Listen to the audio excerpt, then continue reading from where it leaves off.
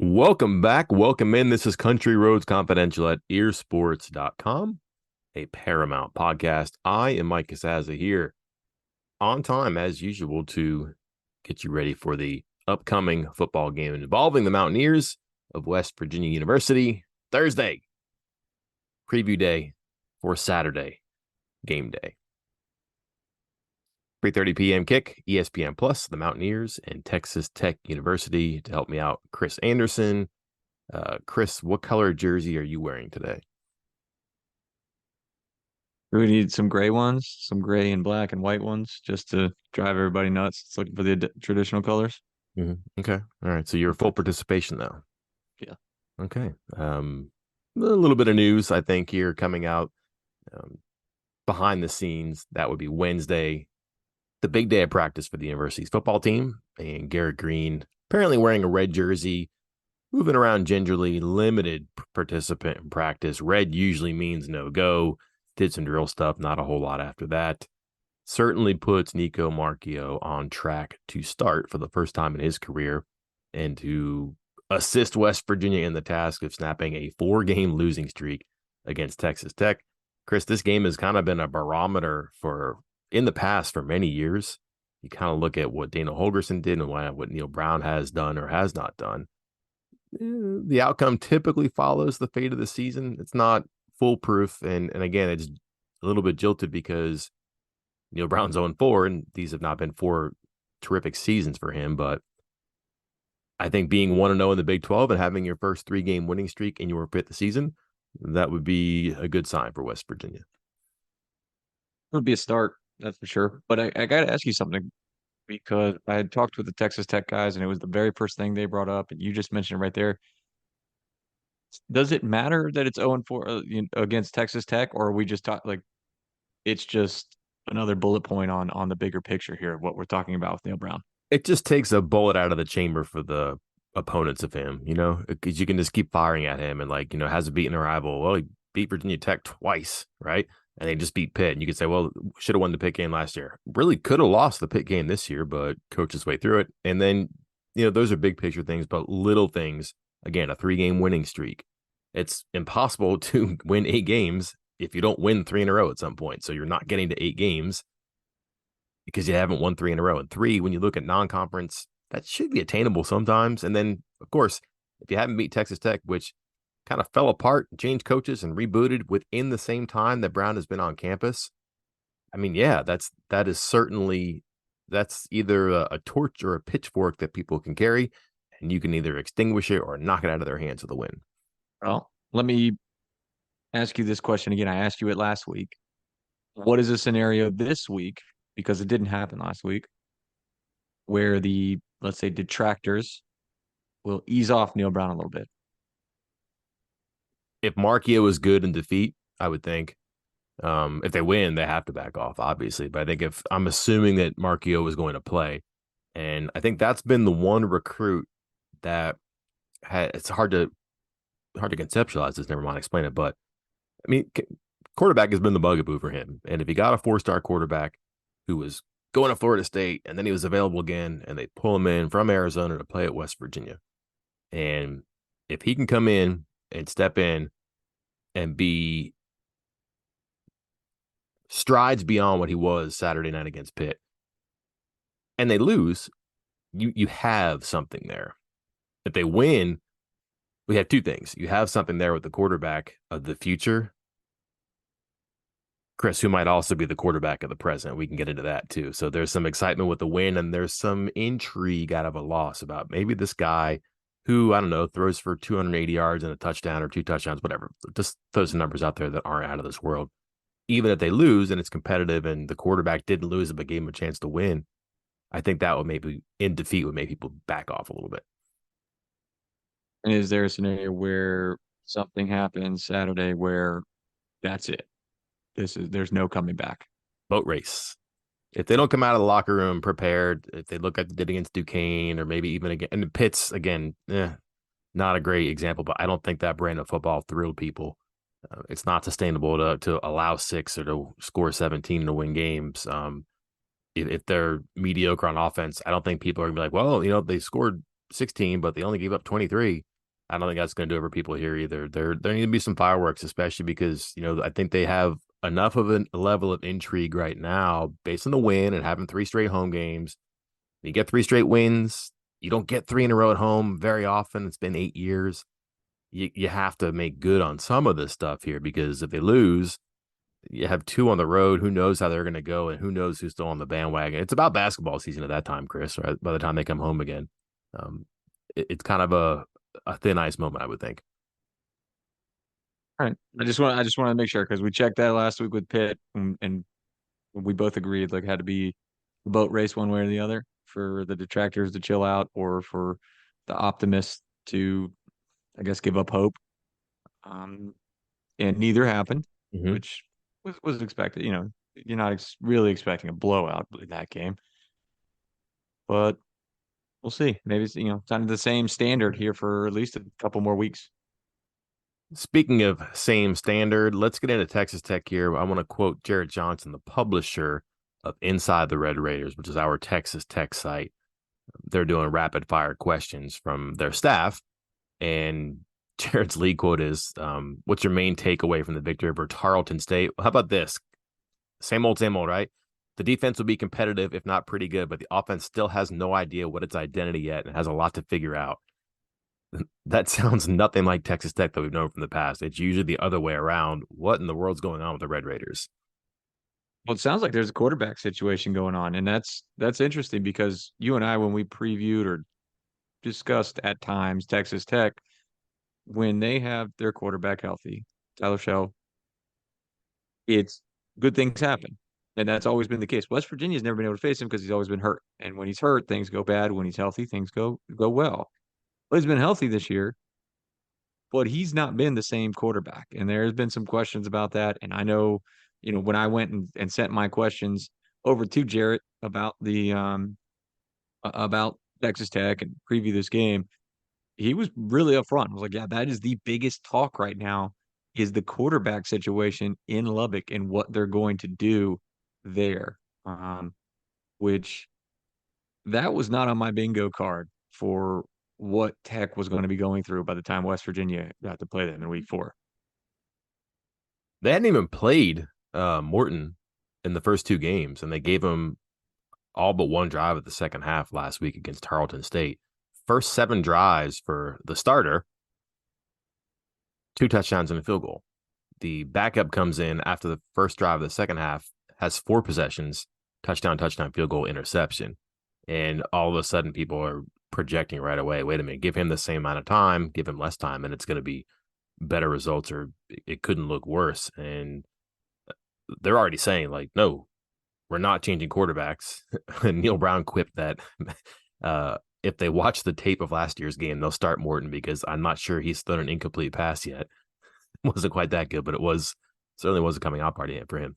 Different quarterbacks too, really quick comes out of Morton's hands, and everything else a little bit more traditional with more of a running threat when the starter is situated, and that seems to be more what their offense is. And he solved some problems because we can get into it right now if we want to start in the Texas Tech side, Chris. Good running back, not a great running game though. No, it's not. They don't like to get on the ground much. And Neal Brown went out of his way to say, hey, this guy's an NFL running back. This guy's an NFL running back. And maybe he is, but they certainly don't use him like they have an NFL running back right now. And maybe that's just the way of the offense. But there are it's still, I believe I'm looking at it, yeah, 50 about 55, 45, 50 a little maybe a little more pass oriented. But I just don't feel like Brooks is getting the carries he probably should if he is as good as Neal Brown and some others. Like Neal Brown's not alone on that. Thinks he is. Mm-hmm. Yeah, don't like to run the ball. They run the ball 11.2% less than the expectation of an average team in a situation. So you're looking at like 2nd and 1. They're likely to pass it like more than 1 time out of 10 just because they're more comfortable or feel better about their chances. In situations where a run might be the good play, they like to pass it better. And again, not in love with their quarterback either. This is surprising, Chris, because everybody here talks about the continuity and the collective experience of West Virginia's offensive line. Based on returning starts coming in the season, Texas Tech was actually more experienced, had more. This is quite an experiment, though. They brought in a transfer from Western Kentucky. He's their center. They moved their returning center to right guard. They flipped their right and left tackles, and all of the right guards have played 2 games and missed one. And not surprisingly here, a lot changing. They can't run the ball, and they do not like to go up the middle either. No, they don't. And that was one of the first things I noticed was rushing direction. I got them as a team, not counting scrambles or breakdowns with the quarterback, going outside 49 times, outside of the tackles 49 times compared to just 28 times between the tackles, which again is a little bit of a flip from what we've seen with other teams and what we've seen West Virginia do as well. So that's something that West Virginia and their linebackers and those edge rushers, those bandits, need to be prepared for on Saturday. If you're familiar, if you care for EPA as a concept here, but expected points added per play, per possession, you find a whole bunch of different metrics for that. They're 31.9% success rate on EPA on a run play. So basically, they improve their situation on a run, not even 1/3 of the time. And that is a lower number in the country. In fact, 123 out of 132 teams. So don't like to do it. And you probably understand why, because they're not very good at it here. They do You throw want it. something, sorry, you want something added on to that, which makes it even crazier, what you just said? Hit me. The down that they run on the most by a large margin, first down. Yeah. So they are setting themselves up for failure. As you noted, what would you say, less than a third of the time are they quote unquote successful Mm-hmm. with a run? They are running on first down 53% of the time. And then when you get the second and third down, it drops down to 40% of the time. So they are running on first down, putting themselves in a bad situation. And that's just that doesn't seem like smart football to me. I don't Yeah. think. And they'll have to fix this or change this maybe as soon as Saturday, because it's a trend that's going to get caught and it's going to spell trouble for them. And if you want to get into metrics and EPA and things like that here, their percentage of success on first down is like 83 in the country, pretty low. Their early downs EPA, which means on first and second down, they're better than when they started the snap, 111 out of 132. And West Virginia's defense, I don't want to give it away here. I think it's a key to the game, but West Virginia has one of the best defenses on early downs and also final downs too. So they're stingy. And I just have a feeling we're starting to see some pass rush from West Virginia. Maybe they cover better, maybe they don't. And I know you're saying, well, Mike, they played Duquesne. Duquesne gave him fits at times and doesn't necessarily slant this unfairly toward West Virginia because of an FCS opponent. They did some work against West Virginia's defense and then they got it right. But Pitt, Duquesne, Penn State, West Virginia's been pretty good defensively on first down, and that's let them be successful on third and fourth down too. If we're talking about Texas Tech, we're also talking about third and fourth down. I don't know, just something about Joey McGuire, the head coach. I think he's kind of intriguing. I've always said this since he's been there. They seem like they have the most fun. It's kind of a simple approach too. I don't know if it's like video game or what, but like they had these things like, um, 3 turnovers a game. That'll be our mantra. Oh, yeah, well, no kidding, right? And also, like, I don't know if he's playing a video game where, yeah, you get 3 turnovers, you're probably going to win or do a lot with it, but also, like, just go for it on fourth down.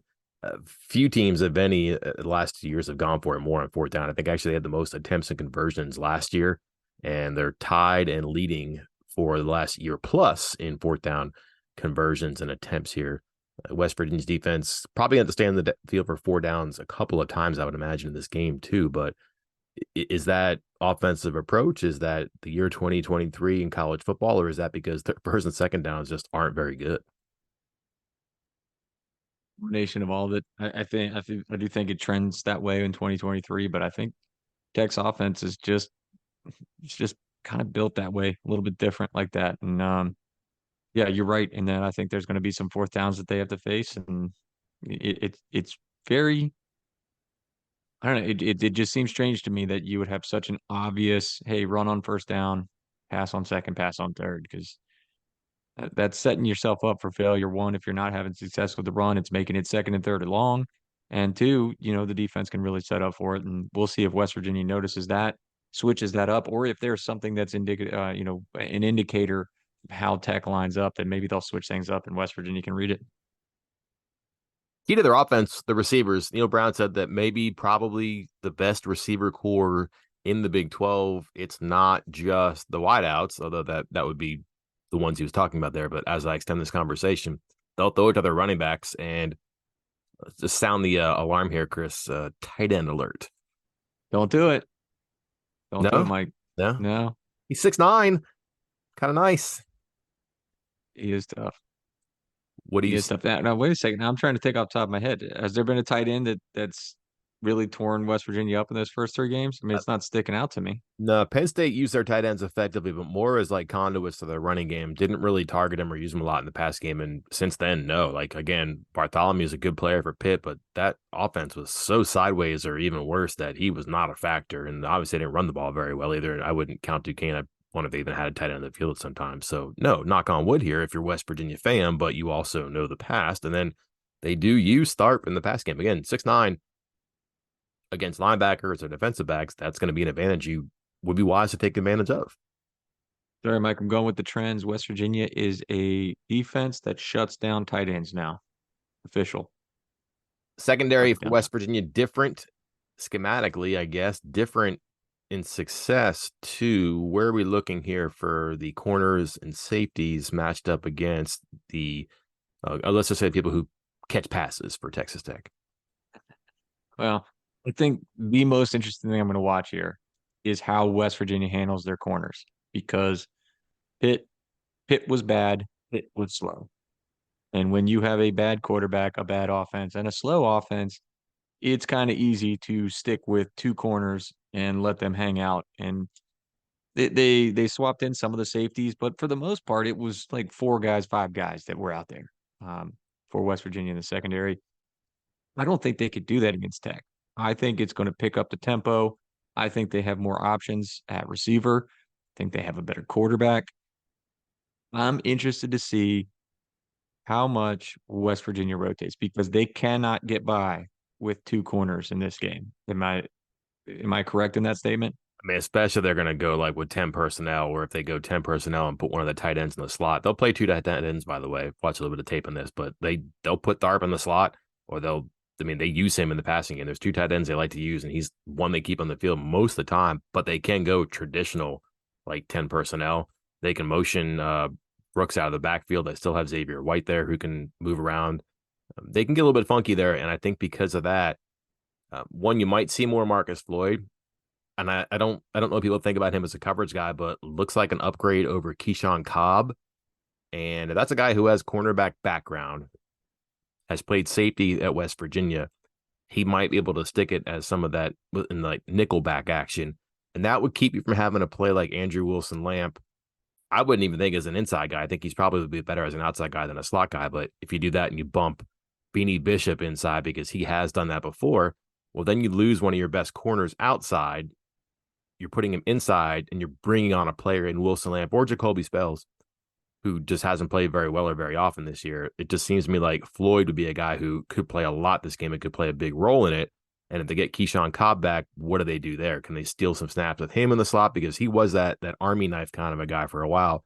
Not very good results. Didn't play last game. I'm trying to remember Brown's update on him from Monday, but I want to say maybe it was probably, I don't know, too early to say. But just getting those guys back there would help. And I think Floyd's the guy you got to circle and watch and see how much and where he plays. It'll be interesting with the week two of saying, hey, we're not doing things. And then week three, still don't think we saw everything that they were changing. I mean, obviously they changed some of the personnel. They changed a little bit how they were attacking, but this is going to be the true test to see if they fixed the issues that we saw against Penn State. Yeah, and not a great team to play man against either. Not a lot of teams play man against Texas Tech, but also because like Shook can run too. Like their quarterback can keep it and go. And if you are chasing a receiver in man to man and they're running, 3, 4, 5 guys on routes, again, West Virginia can get pressure. And if the quarterback breaks pocket, he's running and he's looking at the back of defenders' jerseys, he's going to gain yardage there. So I'd imagine maybe somebody devoted as a spy, which is going to make the run game interesting, but also like certainly zone where you're going to have, if not 11 sets of eyes on them, enough that you're not going to get caught off guard there. Finally, Chris, on offense, if that's okay with you, we waited this long to do it, which means that our tempo is not up to snuff here, but few offenses in the country run more plays or run plays faster than Texas Tech. West Virginia struggles against Kansas, and then Texas Tech, and maybe some in between and after. That forced them to really get the paring knife in the offseason and make their offense simpler, excuse me, their defense simpler. Um, More, I guess, elementary would be the word, just so there's less communication and reorganization before the snap. Get lined up. Um, you haven't seen him do a whole lot as far as like pre-snap stuff and moving around and shifting and dropping defenders because they're focused on getting 11 in spot, getting 11 people right where they're supposed to be, and then playing the snap. Wasn't great the first two games, but now that the defense was very great or the results were very great, but it's not because they had this new approach, I don't think. But this is the test, though. I mean, they made these changes because of a pattern of performances, and we'll see, I suppose, if that was time well spent.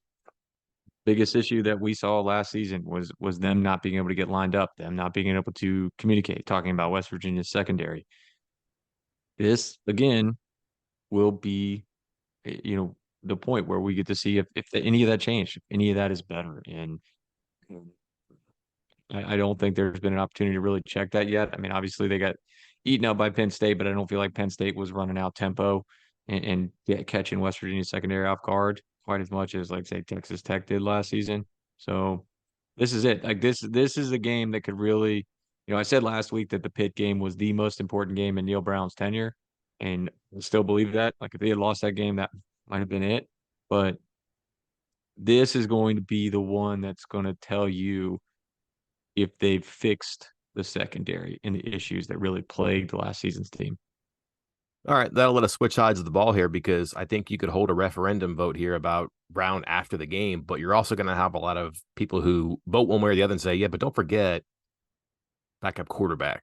And I'm not sure how much of a difference there is between the two, and maybe we'll know more or less on Saturday. But the quarterback is a key figure here for myriad reasons, and one of them is that it looks like Markio is going to start, have as much leeway as you can against a defense that's good. Like this again, this is weird. Like what strikes me most about Texas Tech, Chris, is that they've got guys, and they have had guys for a few years, but like they're actually performing well at all three levels. But in particular, their defensive line has been good for a while. It's good again, but their secondary seems like that's the difference maker this year. Yeah, it really caught me off guard when I started asking Jarrett over at our Texas Tech side. I said, hey, what's going on with the defense? And it was like, defense is good. It's like, wait, what? Huh? I did not know that was what happened down there in Lubbock. But he said it was, quote, the strength of the team this season. And when I push back on hey, the fact that they gave up 35 points against Wyoming and 38 against Oregon, but the team, I believe it was 5, maybe 6 turnovers combined in those two games, including 4 against Oregon. So some of that is not really on the defense. A lot of that's on the offense and the struggles that they've had. But yeah, it's a side of the ball or an aspect of this Texas Tech football program that West Virginia fans are not going to be accustomed to, and going to make it tough on Nico Markio in his first true start. Actually, you and Jared here. Actually, No, they had don't a do that. they had a 17-point lead against Wyoming, and that defense, again, just 4.1 yards per play, 320 total yards. But Wyoming came back and won. And granted, it took overtime to get to 35 points, but still, you figure a 17-point lead. I want to say into the second half, right? Don't have that one in front of me. I'll check in a second here. And then Oregon, listen, Oregon's pretty good. Passed for 359, ran for just 113, but they averaged 6.3 yards per play, got 38 points there. What's interesting to me is that I know that Tarleton State's an FCS team, but Tarleton State had scored 104 points in their first two games, actually 52 in their 2-0 start. 342, 4.3 yards per play, just 3 points there. I'm not going to put a ton into that basket, but that is a good offense at that level and had performed well this year and just had nothing going against Texas Tech there. Can they go on the road and play well? We'll see, but I wonder here. I wonder because when they played two offenses with a pulse, giving up 35 and 38 points, giving up a lead, giving up a ton of yards per play, there's certainly a pathway somewhere, and I guess this is where we'll begin to talk. Where does West Virginia start, bushwhacking and trailblazing here on offense? Most people at this point are going to say, yeah, hand the ball off, because West Virginia's got a great running back room. But I got a stat for you, Mike. Told you I had something for you, something that really caught me off guard when I was looking something else up related to it, and it completely caught me off guard. Ooh, There are 14 teams in the Big 12 conference, correct?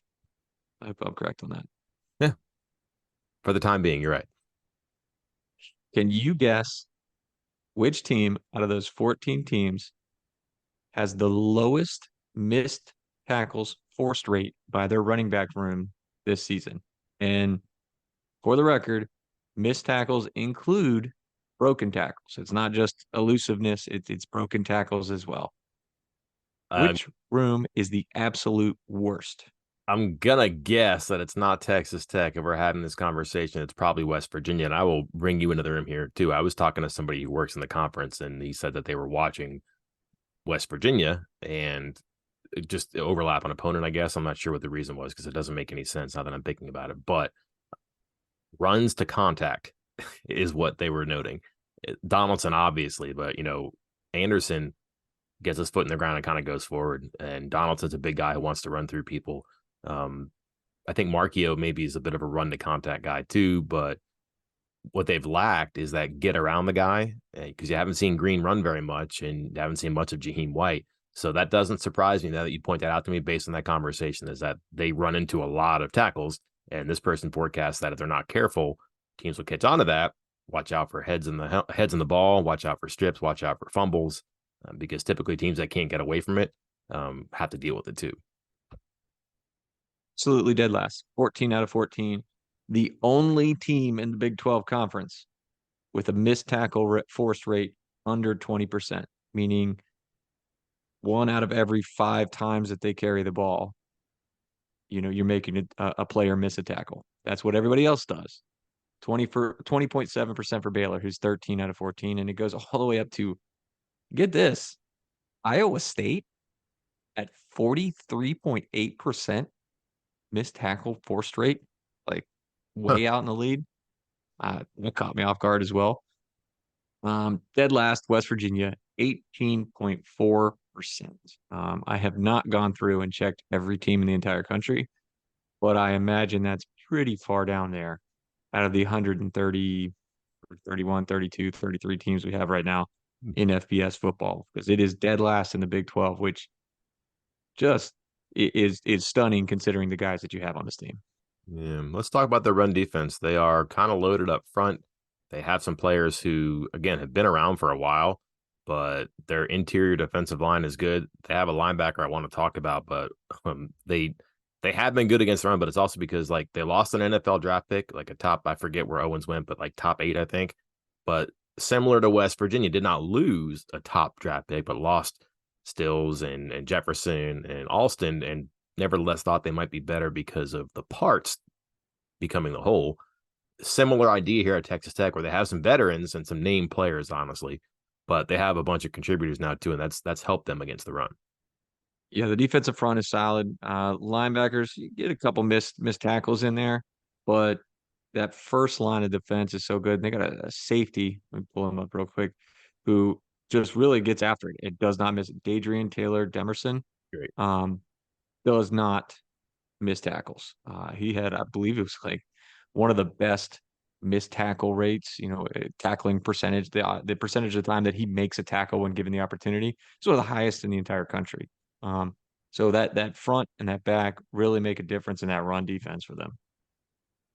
I have been a fan of Jalen Hutchings for a long, long time, and he's playing a lot and playing really well.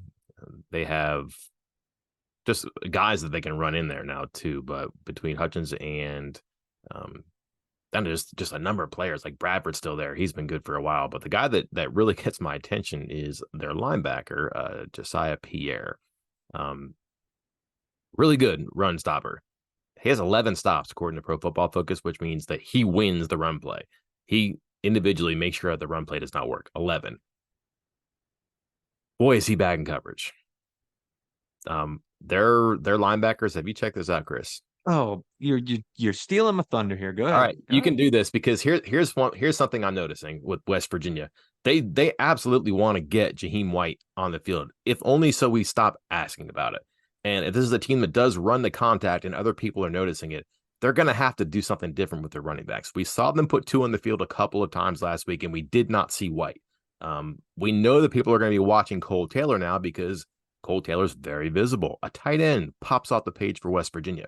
I wonder if or how they can use the running backs, obviously zone outside, whatever, toss sweep. So you get, for example, you get Donaldson away from the contact and then he can get downhill. They've done that a little bit, but can they do something with the running backs in the running game or just the tight ends in the, or excuse me, in the passing game or just the tight ends in the passing game? Because they're two starting linebackers. I'll leave the rest to you here, but like 18 completions in 20 pass attempts. That's quite a trend. Oh, it goes beyond that too. Because Yes. you're 100% right about all this. Because you go through their two deep. By the way, Texas Tech released this thing called a two deep, and they have 2, 4, 7 players listed at linebacker between the three spots, and then there's two other linebackers that, or one other linebacker that has played at least 20 snaps that was not listed on that depth chart, and all of those linebackers in coverage have allowed a combined 35 completions in 40 attempts this season. Hmm. I mean, that is astronomically bad. That is horrendous. If you can get guys, like you said, running backs, tight ends, even slot receivers just going across the middle. I mean, slot receivers, you're going to kind of draw in those slot corners, those nickel corners more often. But if you can get guys going across the middle, going across that kind of shallow middle with those linebackers, teams are having a field day with that. All right, let's talk about Markio here too, because they played two offenses that I think you can study. And I'm not saying that they run the Wyoming offense or they have the guns that Oregon does, but Wyoming's offense, there's some principles there. It's Craig Bowl, so it's kind of the one thing that a lot of coaches looked at because this run game is always very good and they do something well without having great weapons. And then Oregon's just nuts. I get that too, but they've given up yards, and now you've got a running back. You have a running back room that may be more armed than normal with White, possibly Justin Johnson, but you also have a quarterback who can run a little bit. But I really wonder how much they're even going to ask him to run or want him to run because Sean Boyle would be next. And then you still got to get the quarterback going passing the ball because I'm going to imagine that Texas Tech is going to say, I don't know what you can do, number 8, but let's see what that left hand has. We're not letting you hand off and beat us on the run. So how do they get Markio going here against this defense? Think I hate to say this, but they almost have to let him make his own mistakes. It's like when you're talking about like a player or a kid growing up, like let you learn from your mistakes, let you go out there and just do it and see what happens. Because obviously with the game against Pitt, you're just trying to survive. They've admitted that, and I don't blame him for that at all. And his only other real opportunity was against Duquesne, where he played like a half. What was it? Yeah, it was the full half, right? Um, so are they really going to open up the playbook for that game? No. But he also came into the Oklahoma State game last season and got some time to close out that game. Mike, can you guess how many what PFF calls big time throws Nico Marchio has made in those 3 games? I looked it up. Oh, 3 games. Ooh. I could not tell you. I looked up the 2 where he came off the bench. So I know that number. I don't know the 3 though. It's 0. Between Okay. the 3 games, the big time throws would be for Oklahoma State, Duquesne, and Pitt. 0 big time throws. And that's not really anything against him. I'm not saying like he wasn't capable of making it, but it's almost like he hasn't been called upon to make those throws. And I feel like you have to at least give him that opportunity to get the ball down the field and try to make what they call a big time throw. Yep. They have a bit of a cat and canary thing going on right now where there's obvious concern about the status of the quarterback position here. And oh no, are they going to give Nico his first start? It's the guy they really like, and I think they probably wanted him to win the preseason competition just because I think his ceiling long term is higher than Green's. Nothing against Green. If Green's your starter, that's fine. He's done good things the first 3 games. But I think if you had to pick a trading card, you'd probably pick Marquillos, right? Um, they really think that he can do some stuff and that with a week of practice and preparation, he'll be fine. And man, if they can get Horton in and use White and get Gallagher going, then you got 3 weapons. You got 3 rocket boosters that maybe Green hadn't had and might have one day benefited from, but not yet. So this would be a good time for them to arrive too. So I'm with you. Let him go and see what he can do. And if it doesn't work, then okay, Similar to having a backup quarterback coming in, go to your backup plan with your backup quarterback. And if plan A doesn't work, revert a little bit and again, get those shears out and trim the playbook and see what he's comfortable with or what's going to work against that defense and go from there. Chris, a couple minutes, we'll wrap it up here. The important question, 3:30 game, done early, I'm hoping. Finally, right? We get back to an 8 o'clock game next week and then a Thursday night game after that. Anyways, we have some sunshine at the end of our day, perhaps here. When we do wrap up this podcast, or wrap up this game, we meet in the podcast. What are we talking about that contributed to the outcome? Other than Nico Marchio, I would Can't take that say one. can't take that one. Cole Taylor. Um, for a lot of the same reasons you talked about here with the linebackers and how weak they are in coverage. I predicted 2 games ago that I felt like Taylor was the strongest asset in the passing game, and that West Virginia would make him the most targeted player for the team this season, despite the fact that he's a tight end, and that's not usually the position that's getting the most targets. Throw in Neal Brown's comments, and I don't have them in front of me. I'm trying to remember exactly what they were, but something along the lines of Nico being more than capable, or his strong suit being really throwing it hard in between the hash marks and right in there in the middle. Um, what was that? Was How that about on there? It that? was, Like, no, that was good. It was like he throws a good ball right in the middle. There's a lot of velocity on it. It's a very specific piece of praise. yeah. And I'm like, wait a second. So he throws it very hard, very well in the middle of the field, and the team you're about to play is very weak right there in the middle of the field, and maybe your best receiver is right there in the middle of the field. Give me Cole Taylor game. It's a good one. Listen, there's a gigantic red panic button out there somewhere that they did not have to reach for once they got the game under control last week. But I'm sure once Green went out, there was some panic. But this time you have the whole week to get ready, and you should be good. But this game means so much to a lot of people in the program because of the 0-4 mark. And yeah, the Pitt game important too. But I keep saying whiplash, because this game, because they lose that game, they can get a lot of the goodwill back here. They won that game, they can keep it going or they can lose that goodwill here. So I just think that the nerves and the fingernails are going to be on edge in the first quarter here. And if you look at scoring splits the past couple of years in this game, for West Virginia in general, for Texas Tech in general, it favors Texas Tech. And this is a team that wants to play fast and wants to put a lot of pressure, I'm assuming, on the opposition's quarterback just because of the circumstances.